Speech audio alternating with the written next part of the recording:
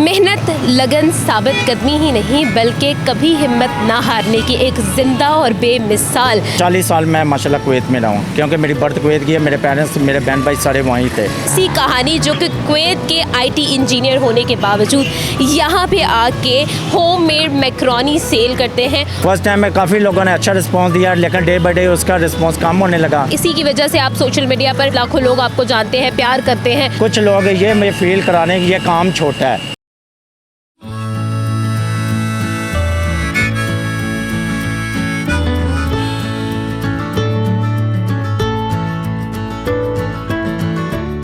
मेहनत, लगन, साबित कदमी ही नहीं बल्कि कभी हिम्मत ना हारने की एक ज़िंदा और बेमिसाल कहानी हमारे साथ मौजूद है। काकर साहब एक ऐसी कहानी जो कि कुवैत के आईटी इंजीनियर होने के बावजूद यहाँ पे आके होममेड मैक्रोनी सेल करते हैं और फिर भी अपने आप को बहुत प्राउड फील करते हैं। आज हम आए हैं उनके पास जानने उन्हीं की कहानी, उन्हीं की ज़बानी। अस्सलाम वालेकुम काकर साहब, कैसे हैं आप? क्या हाल चाल है, कैसे मिजाज? वालेकुम अस्सलाम, ठीक ठाक अल्हम्दुलिल्लाह, ठीक ठाक मैडम। बिल्कुल सही। मुझे ये बताएं काकर साहब, आपकी कहानी कैसे शुरू हुई? कुवैत से पाकिस्तान का सफ़र आखिर क्यों हुआ?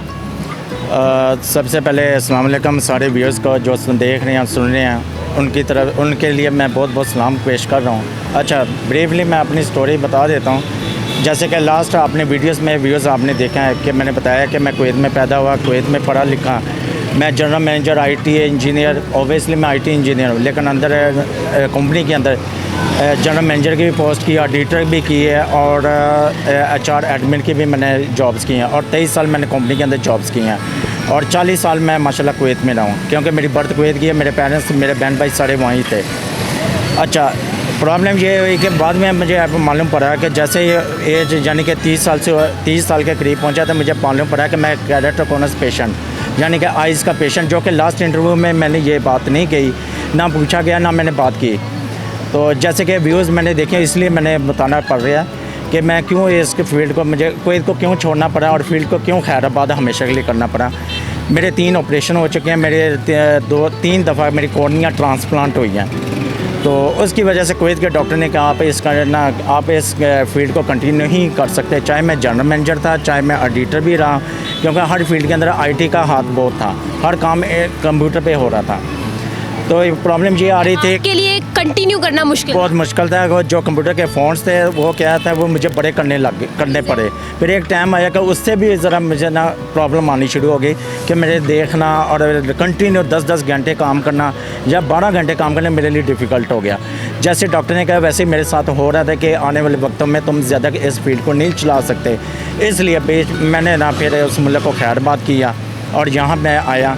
तो यहाँ आके मैं प्रॉपर्टी में पढ़ा। हाँ, जॉब मैं इसलिए नहीं कर सका, या ऑलरेडी मैंने कह दिया कि मेरे 3 दफ़ा ऑपरेशन हुए। पहले ही मुझे कंप्यूटर के ये फ़ोन सही तरीके नज़र नहीं आ रहे थे, इसलिए मुझे स्विच टू प्रॉपर्टी में होना पड़ा। मुझे ये बताएं कि आपने यहाँ पर आकर जॉब कंटिन्यू की, बिजनेस कंटिन्यू नहीं की और उसके बाद आप बिज़नेस के अंदर आ गए। बिज़नेस में आपको किन किन हर्डल्स का सामना करना पड़ा, क्या क्या मुसीबतें सामने आई, मुश्किलात क्या सामने आई आपको, और फिर आपने अगर प्रॉपर्टी का बिज़नेस स्टार्ट किया तो फिर उसको स्विच क्यों किया? सबसे पहले जैसे मैं पाकिस्तान में शिफ्ट हुआ, मेरे लाइफ में फ़र्स्ट ये मेरा अपनी लाइफ का रिकॉर्ड है कि सबसे ज़्यादा लॉन्ग टर्म में अब मुल्क में आके गुजारा हूँ। मुझे तकरीबन 4 साल हो गए हैं इस मुल्क में आए। यहाँ के अव्वल तक मुझे यकीन करें, मुझे कुछ समझ ही ना लगे मैं करूँ तो करूँ क्या। ठीक है, मेरे कज़न्स थे, वो प्रॉपर्टी में थे, वो इस चीज़ में के माहिर थे।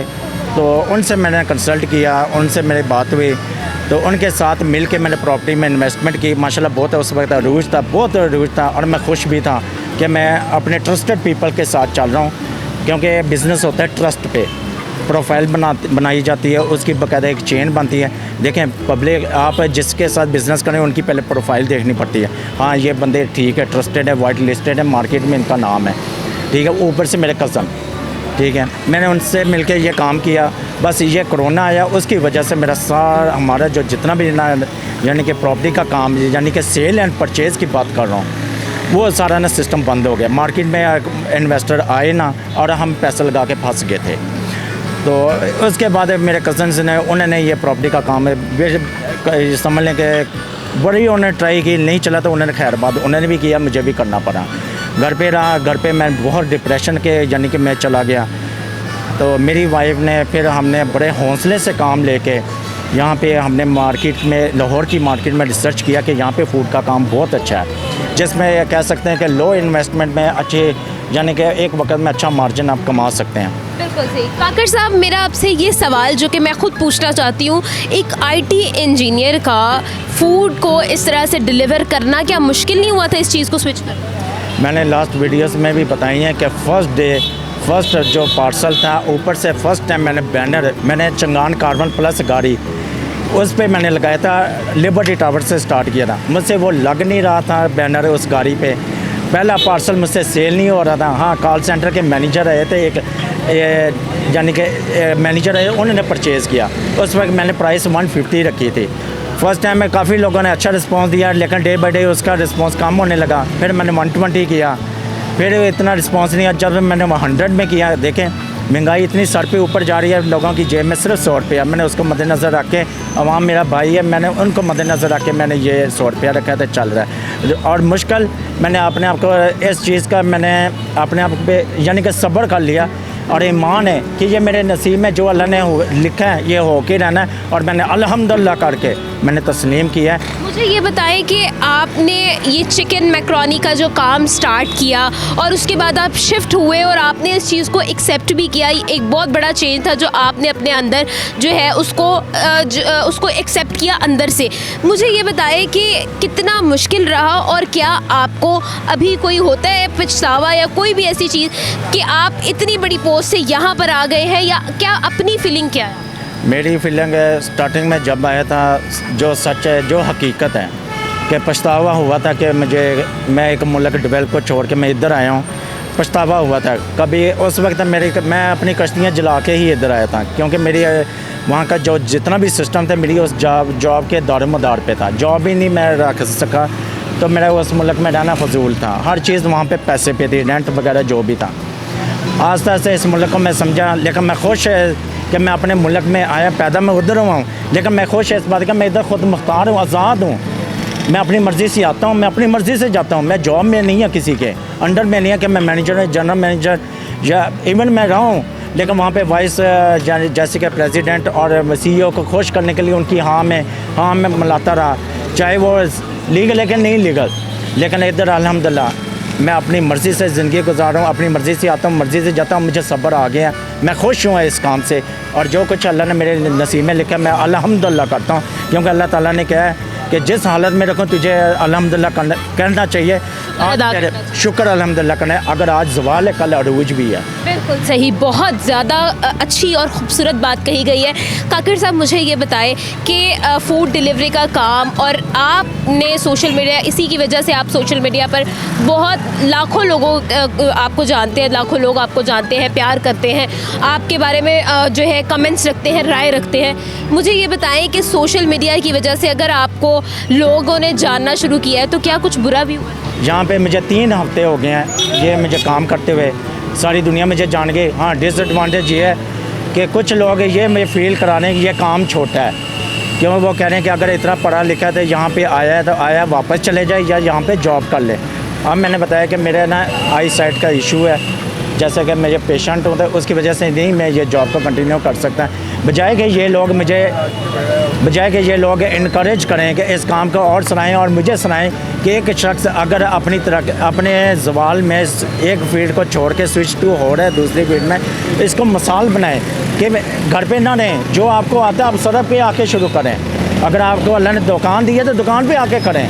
वेट ना करें कि मैंने जो पढ़ा इसी का करना है। आपको जो अंडर में जो आप समझते हैं मैं कर सकता हूँ वो करें। अल्लाह ताला जैसे दरवाज़ा खोलेगा आपके बैकअप अच्छा बने, आप टारगेट वाला काम कर लें।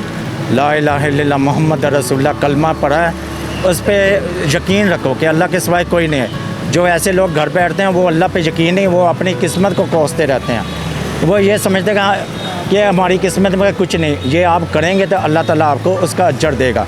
वही मैं दोबारा पॉइंट में आता हूँ कि जो आपको आता है आप उसकी रिसर्च करें, उसके बारे में आप सर्वे करें, आप बजट बनाएं। लो बजट में आप बिस्मिल्लाह करें, चाहे आपको रोड पे आना पड़े बिस्मिल्लाह रोड पे करें। अल्लाह ताला की ज़ात आपको रोज़ दिखाए, आप दुकान या होटल रेस्टोरेंट या जो भी आपका टारगेट वहाँ पे आप पहुँचेंगे, बैकअप जैसे ही बनता है आप टारगेट पे पहुँच जाएंगे।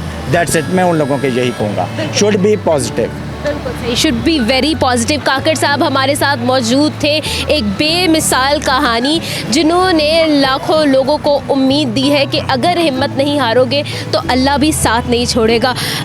ये भी अल्लाह की तरफ से भी यही कहा गया है कि खुदा भी उसी की मदद करता है जो अपनी मदद आप करते हैं, हिम्मत नहीं हारते। इसी के साथ आपसे चाहेंगे इजाज़त आमना आदिल। काकड़ साहब और डेली धरती को दे इजाज़त। खुदा हाफिज़। मिलते हैं अगली वीडियो में एक नए मज़ेदार सी कहानी के साथ। अल्लाह हाफिज़।